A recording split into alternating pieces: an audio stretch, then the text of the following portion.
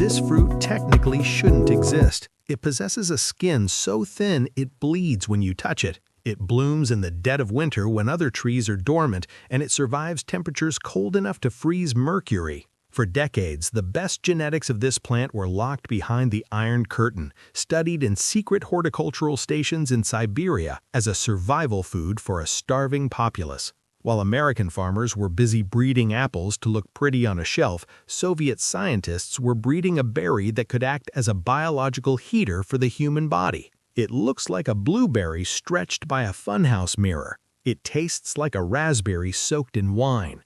And it contains a specific compound that makes the superfoods in your grocery store look like sugar water. But you have likely never seen it. You have never tasted it.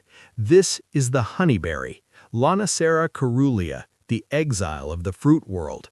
I'm Frank Miller, and this is Heritage Garden Wisdom, where we stop eating what they sell you and start growing what they hid from you. Subscribe right now and hit the notification bell, because the commercial fruit industry doesn't want you understanding why this berry will never appear in supermarkets. Share this video with someone tired of overpriced, nutrient-depleted produce. Comment below telling me if you've ever heard of honeyberries before today. Most of you haven't, and that's exactly the suppression we're exposing. This is the plant that breaks every rule of modern agriculture, and by the end of this video, you'll understand why that makes it the ultimate fruit of freedom.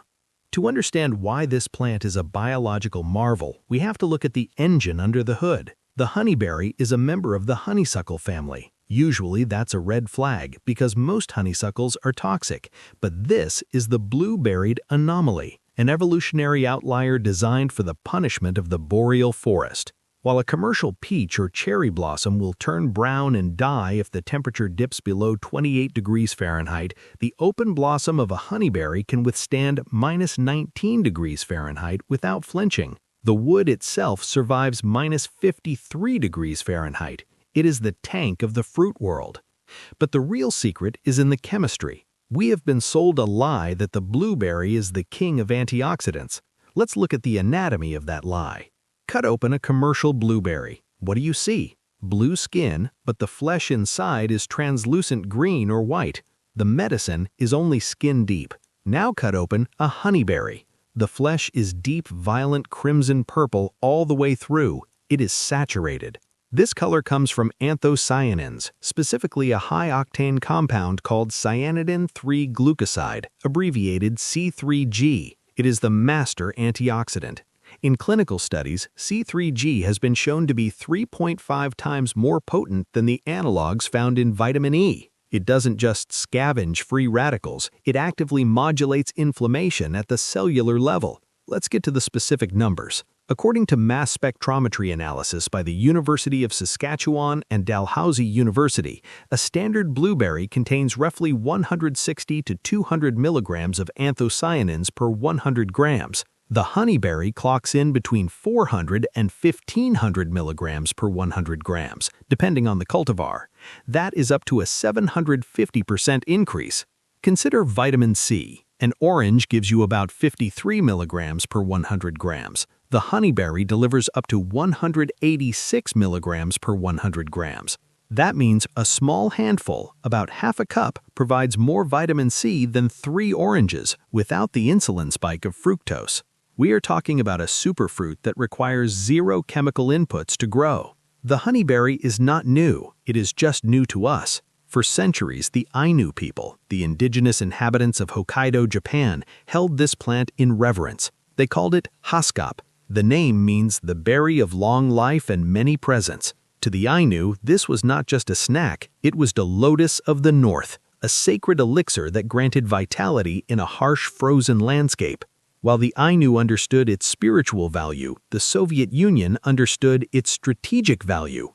During the 20th century, Soviet horticulturists were obsessed with food security. They needed crops that could produce vitamin C in regions where citrus trees would instantly freeze to death. Russian scientists scoured the Kamchatka Peninsula, collecting wild genetics of Lonicera caerulea. For decades, the breeding of this berry was conducted in secret horticultural stations behind the Iron Curtain.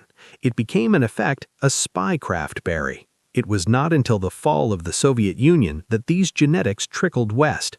It was not until the late 1990s that Dr. Bob Boers at the University of Saskatchewan began the monumental task of crossing the bitter, cold-hardy Russian varieties with the sweet, delicate Japanese varieties. The result was the modern honeyberry, a fruit with the toughness of a Soviet tank and the flavor profile of a Japanese delicacy. To understand the honeyberry's potential, we have to look at its competition, the blueberry. In the world of gardening, the blueberry is a complete diva. It is high maintenance and notoriously difficult to please. Blueberries evolved in bogs, which means they require highly acidic soil with a pH between 4.5 and 5.5. If you live anywhere with neutral soil where the pH is around 7, the blueberry is a nightmare. If you plant a blueberry in standard garden soil, it cannot access iron. The leaves turn yellow, a condition called chlorosis, and the plant slowly starves to death.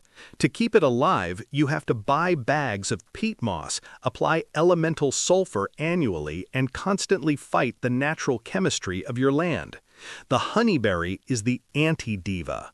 It thrives in a massive pH range of 5.0 to 8.0. It grows in heavy clay that would suffocate a blueberry. It grows in silt. It grows in sand. It requires no sulfur and no pampering. It accepts the land as it is. But there is a darker reason why the blueberry won the commercial war. Industry chose it because it has a thick, waxy cuticle, a skin that allows the blueberry to be mechanically harvested, tumbled into bins, and shipped without bursting. The honeyberry represents the opposite philosophy. The skin of a honeyberry is almost non-existent. It is meltingly soft, similar to a ripe raspberry, but even more delicate. If you fill a deep crate with honeyberries and put it on a semi-truck, the bottom layer will be crushed by the weight of the top layer. You do not arrive at the distribution center with fruit, you arrive with juice. Furthermore, the berry separates from the stem with what botanists call a wet scar. When you pick a blueberry, the wound heals over instantly. When you pick a honeyberry, the fruit is often open at the top and juice can leak out. This makes it a nightmare for the industrial supply chain. A fruit that has a shelf life of 3 days and stains the packaging is deemed commercially unviable, regardless of whether it has 7 times the antioxidants of its competitor.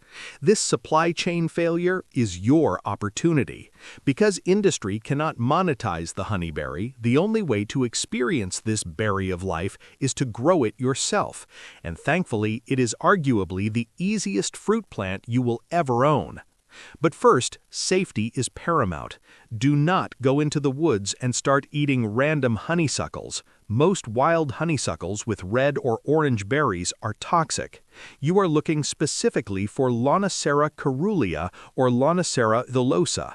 Do not forage these unless you are an expert. The safest, most effective path is to buy certified cultivars from a reputable nursery. The honeyberry is a northern beast. It thrives in United States Department of Agriculture zones 2 through 7.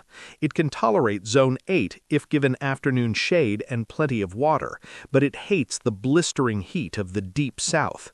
It requires what botanists call chill hours, specifically 1,000 to 1,200 hours between 32 degrees Fahrenheit and 45 degrees Fahrenheit to set fruit. In winter, these plants are deciduous. They drop their leaves and go dormant, and for a while they look like lifeless sticks. Do not panic. This dormancy is their superpower. It is what allows them to wake up in March and survive the freezes that kill everything else. Do not buy seeds. This is critical. Honeyberries are not true to seed. If you buy a packet of seeds from the internet, you will end up with a wild, bitter bush that takes 5 years to fruit. You must buy dormant plants or plugs to guarantee the sweet genetics. You need to find specialized nurseries rather than your local hardware store. Look for varieties like Aurora, Borealis, Indigo Gem, or the Beast. Next, you must follow the pairing rule.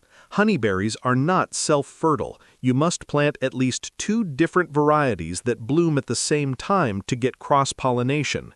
If you plant Aurora, pair it with Borealis or Indigo Gem. If you buy the Beast, pair it with Beauty.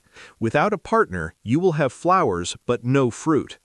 Plant honeyberries in the ground in early spring or late fall, mulch them heavily to keep the roots cool, and walk away. Deer tend to ignore them because the leaves are fuzzy. Pests rarely bother them because the fruit ripens in late May or early June before most bugs have even woken up. A healthy bush can live for 50 years, and the taste? Imagine a flavor that sits perfectly between a blueberry, a raspberry, and a black currant.